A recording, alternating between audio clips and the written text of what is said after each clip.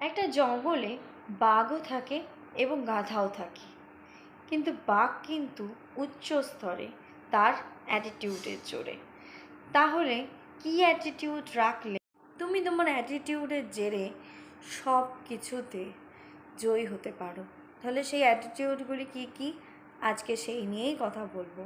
নমস্কার, আমি রম্পি সাহা, রম্পি সাহা ইউটিউব চ্যানেলে তোমায় জানাই স্বাগত। আমার চ্যানেলে নতুন হয়ে থাকলে চ্যানেলটিকে অবশ্যই সাবস্ক্রাইব করে দিও। আজকে আমি এই অ্যাটিটিউডের জোরে তুমি কিভাবে নিজের পার্সোনালিটি ডেভেলপ করতে পারো সেই নিয়েই বলবো।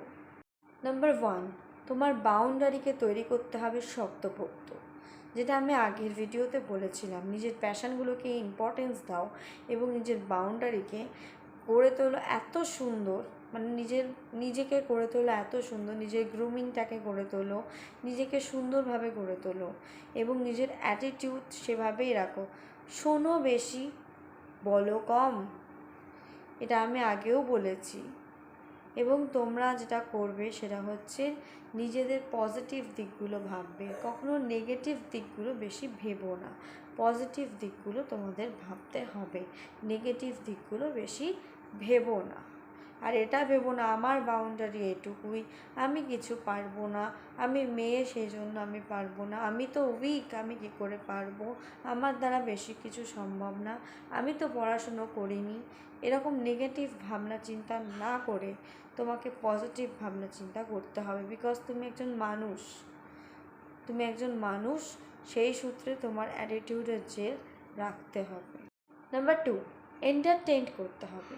মাঝে মধ্যে আমরা পছন্দ করি যে আমরা যত সুন্দরভাবে কারোর সাথে মিশবো, কারোর সাথে ভালো সুন্দরভাবে ব্যবহার করব, লোকে তো সেটাই পছন্দ করবে, তাই নয় কি? সেই জন্য তুমি সবার সাথে মিশবে, খুব সুন্দরভাবে মিশবে। এমন করবে না যে আমি কারোর সাথে মিশবো না, তুমি সবার সাথেই মিশবে। কিন্তু যদি তোমাকে কেউ ভুল বোঝায় বা ভুল কথা বলে বা খারাপ কথা বলে, সেখান থেকে তুমি নিমেষেই সরে যাবে, তোমার নিজের ওপিনিয়নটা দিয়ে তারপরে সরবে। তুমি লোকজন জড়ো করে অশান্তি সৃষ্টি করবে না, এটা ক্লাসিক নয়। সেই জন্য তুমি ওখানে নিজের একটা ওপিনিয়ন দিয়ে সেখান থেকে সরে আসবে, ব্যাস এটুকুই। এন্টারটেনমেন্টের জন্য মিশবে, সবার সাথে মিশবে, কিন্তু যখন দেখবে তোমার নামে খারাপ কথা বলা হচ্ছে, তুমি সেখানে একটা নিজস্ব ওপিনিয়ন দিয়ে বেরিয়ে আসবে। নাম্বার 3, তোমাকে আমি বললাম যে তুমি যে কোনো 3 জনের নাম ভাবো যারা তোমাকে সাপোর্ট করে। ভেবেছো? তুমি দেখেছো? তুমি তাদের নামে ভেবেছো যারা তোমাকে অত্যন্ত পরিমাণে সাপোর্ট করে। তার মানে কি?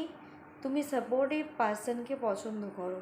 ঠিক একইভাবে সবাই কিন্তু একজন সাপোর্টিভ পার্সনকে পছন্দ করে। তাই সবাইকে তুমি সাপোর্ট অবশ্যই করবে, বুঝে শুনে সবাইকেই সাপোর্ট করবে।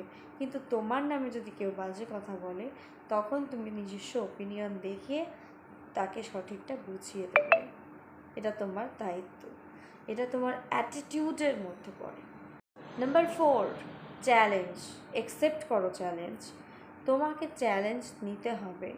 একটা বাঘ কী করে জানো? তার শিকারির ওপরে যতক্ষণ না শিকারিটাকে পাচ্ছে ততক্ষণ পর্যন্ত কী করছে?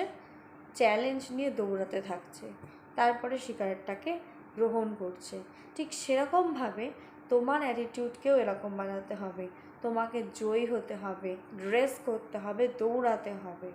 তোমাকে দৌড়াতে হবে ততক্ষণ অবধি যতক্ষণ না তুমি সাকসেসফুল হচ্ছ।